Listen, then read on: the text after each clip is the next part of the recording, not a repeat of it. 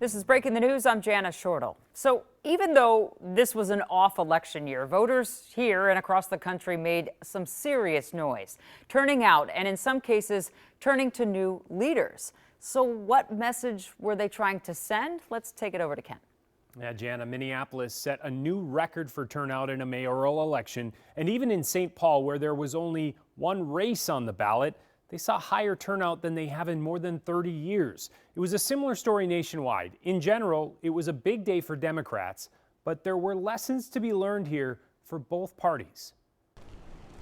As voters went to the polls, often in record numbers Tuesday, one theme emerged. People are concerned about pocketbook issues. Political analyst Brian McClung says according to exit polls nationwide, voters said Democrats did a better job listening to those concerns, at least this year. The Republicans, I think, kind of lost sight of the fact that inflation and the economy really brought them into office in last year's elections. It's the economy, stupid?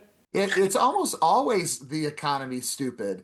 And that is, the party that can best harness that and that can convince voters that they're on their side when it comes to better jobs, better pay, reining in inflation, dealing with rising costs. That's the party that wins. If you read the pollsters, the shutdown was a big factor, negative for the Republicans. Though President Trump acknowledged the impact of the shutdown today, NBC News polling in the days before the election showed deeper concerns about the economy. 2/3 say he is falling short. A year after it carried him to victory. Folks had an expectation that, inflation would come down quickly, costs would come down quickly, and that hasn't happened.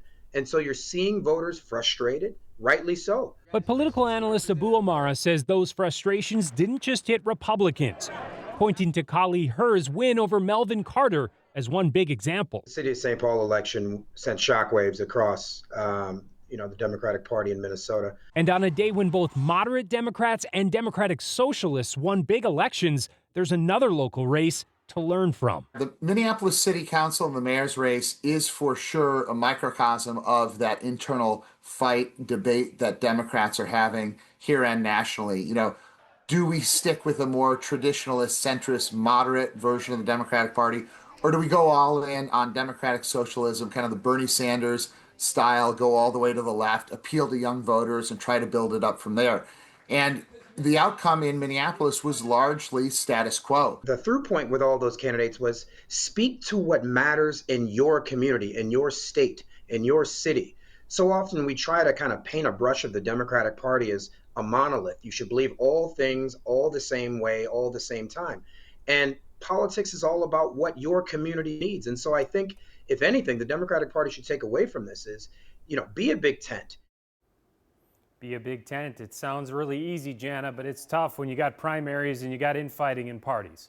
Yeah, it seems just like that one tent mentality, or the tent that with only one idea mentality, just doesn't work in a world of social media and information going so fast. You're going to have different ideas. Both parties go through this.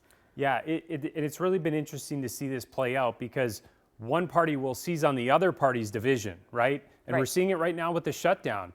Who's going to blink first, really, when you see this kind of impact on the economy coming home to roost? Well, the voters said party's over. Let's help the voters out. Thanks so much, Kent. We'll be right back.